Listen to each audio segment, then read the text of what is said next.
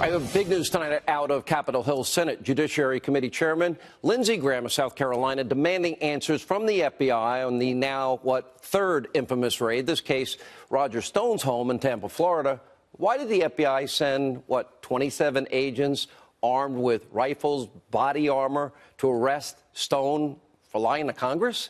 He's not El Chapo.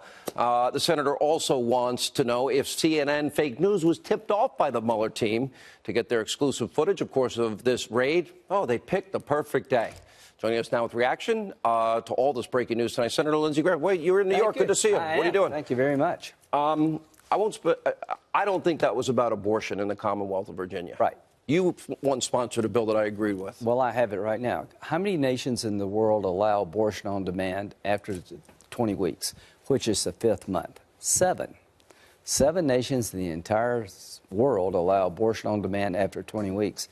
They're talking about abortion during the actual birthing. So my bill says, unless there's a life of the mothers at stake, as a result of rape or incest, you can't have abortion on demand in the 5th month. I think most Americans... So you'd have 4 months to decide. Most Americans will be fine with that. Let me go to this letter to Director Wray. Yeah. And I'll be honest, I kind of expect and have expected more out of Director Wray, because under James Comey, we now have 2 criminal investigations ongoing, the General Counsel and his Deputy Director. I think there should be far more. We hopefully will get to that. You have said you will get into this. Talk about what should he do? Why are we doing this to people for process crimes? And why does it never happen to all the other liberals like Clapper, Brennan, Mills, Abedin, all these other people that have lied to Congress? Why don't they get the pre-dawn raid? So let me tell you my job. My job is to provide oversight to the Department of Justice as the Judiciary Chairman.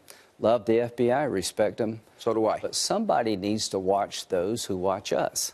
I'm going to tell you all I can about the FISA warrant and how you used an unverified dossier paid for by a political party without any verification, how that was Russian used. lies. Yeah. So how ironic. But I want to know why, to execute a search warrant with somebody who had a lawyer, the best way to get Roger Stone is to tell him CNN wants to talk to you. He'll show up wherever you want him to show up. Right. So the bottom line is, this seems to me over the top, and I don't know what the message was being sent, but I personally didn't like it.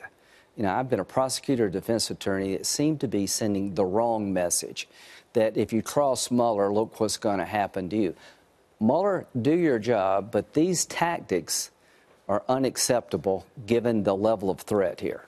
I look at his team. He has a Clinton Foundation attorney, only Democratic donors, no Republican donors, and the man who was excoriated for withholding exculpatory evidence, put 4 innocent people in jail, overturned Fifth Circuit, tens of thousands of Enron employees, Enron Accounting, lost their jobs. He lost 9-0 in the Supreme Court. He's the lead guy. Well, if they're sending a message, I'm sending a message to them. You're accountable to the Congress. And we're going to find out what well, they better answer my letter. Okay. If I were them, I would. And we'll get to the bottom of FISA. If somebody signed off on something they didn't verify and didn't corroborate. Just put it this way. What if the roles were reversed? What if the Republican Party hired a former British agent to go to Russia to dig up dirt on Hillary Clinton and hated Clinton, and everything in the dossier was a bunch of BS? Do you think that might be front page news everywhere all the time? The Grassley Graham memo, infamous memos, bulk of information. That means they committed a fraud on a court, and they never told the court, which they knew according to Bruce Orr's testimony, that they paid for. All right, I got to get to immigration. Okay. A lot of conservatives looked at Donald Trump, New York businessman, had donated to Republicans and Democrats, at one point was actually pro-choice. He's pro-life now. Right. He kept his promises on judges, taxes, regulations, energy. Now he's trying to fight for the wall. I'm telling people, I told people that he's going to govern as a conservative. Right. Some doubted me. I think I've been proven right.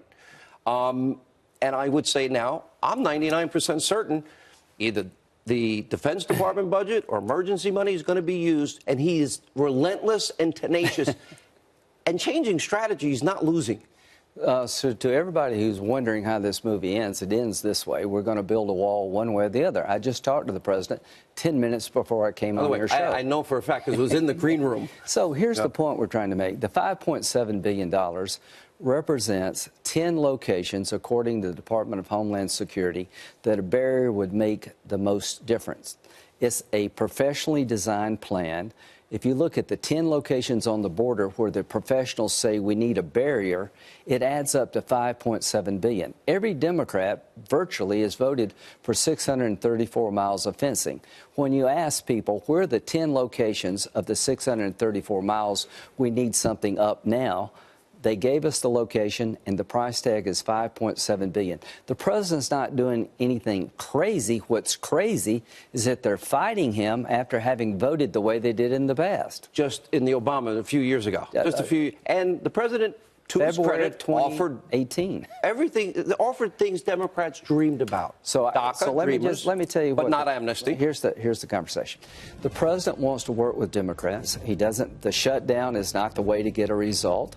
He did it because he had nobody to work with. Democrats are overplaying their hand. If you want TPS reform and DACA reform, you'll get it now. Get it. But you won't get it. But you after won't the get 15th. it if he does it by himself. I'm worried. I only have 10 seconds about your Republican colleagues. I'm worried too.